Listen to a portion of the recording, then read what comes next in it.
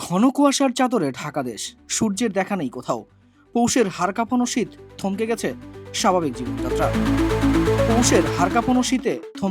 স্বাভাবিক জীবনযাত্রা। উত্তরের হিমেল হাওয়ার দাপটে কাঁপছে মানুষ, বিপর্যস্ত খেটে খাওয়া জনতা। টানা কয়েকদিনের শৈত্যপ্রবাহে জনজীবন যখন চরম দুর্ভোগে, ঠিক তখনই শীত নিয়ে নতুন করে দুঃসংবাদ শোনালো আবহাওয়া অধিদপ্তর।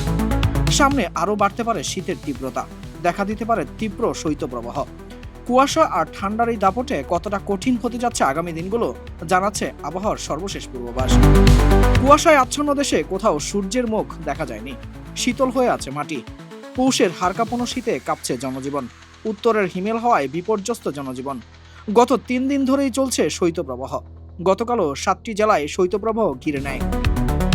বৈরী আবহাওয়ায় বিপর্যস্ত হয়ে পড়েছে খেটে খাওয়া মানুষ। এর মাঝেই শীত নিয়ে আবারও দুঃসংবাদ দিয়েছে আবহাওয়া অধিদপ্তর। আগামী 5 জানুয়ারি পর্যন্ত রাতের সর্বনিম্ন তাপমাত্রা কিছুটা বাড়লেও 6 জানুয়ারি সকাল থেকে দেশে শীতের তীব্রতা বাড়তে পারে এবং কোথাও কোথাও তীব্র শৈত্যপ্রবাহ দেখা দিতে পারে। বিশেষ করে আজ শনিবার রংপুর, রাজশাহী ও খুলনা বিভাগের জেলাগুলোর উপরে সর্বনিম্ন তাপমাত্রা 7 থেকে 8 ডিগ্রি সেলসিয়াস পর্যন্ত নেমে যাওয়ার আশঙ্কা করা যাচ্ছে। জানুয়ারি মাসে দেশের তাপমাত্রা 4 ডিগ্রি সেলসিয়াস পর্যন্ত নামতে পারে। আবহাওয়া অধিদপ্তরের পরিচালক মোহাম্মদ মমিনুল ইসলাম জানিয়েছেন, দেশের বিভিন্ন অঞ্চলে চলতি মৌসুমে মোট 5টি শৈত্যপ্রবাহ বয়ে যেতে পারে।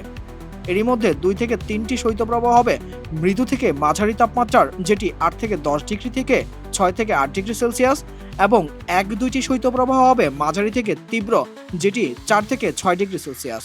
যশোরে টানা দ্বিতীয় দিনের মতো দেশের সর্বনিম্ন তাপমাত্রা রেকর্ড করা হয়েছে। গতকাল শুক্রবার যশোরে সর্বনিম্ন তাপমাত্রা ছিল 8 ডিগ্রি সেলসিয়াস। বৃহস্পতিবারও যশোরে দেশের সর্বনিম্ন 7.8 ডিগ্রি সেলসিয়াস তাপমাত্রা রেকর্ড করা হয়। সব মিলিয়ে এই মৌসুমে 4 দিন সর্বনিম্ন তাপমাত্রা এই জেলার রেকর্ড হয়েছে। এদিকে টানা এই শীতের দাপটে শহর গ্রামে জীবনযাপন কঠিন হয়ে পড়েছে। বিশেষ করে ছিন্নমূল ও প্রান্তিক মানুষ দুর্বিষহ অবস্থায় জীবনযাপন করছেন। ঘন কুয়াশার চাদরে ঢাকা পড়েছে পথঘাট, যার প্রভাব পড়ছে বিমান থেকে শুরু করে সড়ক ও নৌ যোগাযোগেও। গতকাল সকালে ঘন কুয়াশার কারণে হযরত শাহজালাল আন্তর্জাতিক বিমানবন্দরে 9টি ফ্লাইট ডাইভার্ট করা হয়েছে। ঢাকার 9টি ফ্লাইট চলে যায় চট্টগ্রাম, কলকাতা, ব্যাংককে। সড়কে বহু যানবাহন দুর্ঘটনা কবলিত হয়। আবহাওয়া অধিদপ্তর আবহাওয়াবিদ ডক্টর মোহাম্মদ ওমর ফারুক জানান, গত 3 দিন ধরেই দেশে শৈত্যপ্রবাহ চলছে। গতকালও 7টি জেলায় শৈত্যপ্রবাহ রয়েছে। প্রথম দিন 31শে ডিসেম্বর বরিশাল, খুলনা বিভাগ সহ আরও কয়েকটি জেলায় শৈত্যপ্রবাহ ছিল। দেশের কোথাও কোথাও এই কুয়াশা দুপুর পর্যন্ত স্থায়ী হতে পারে।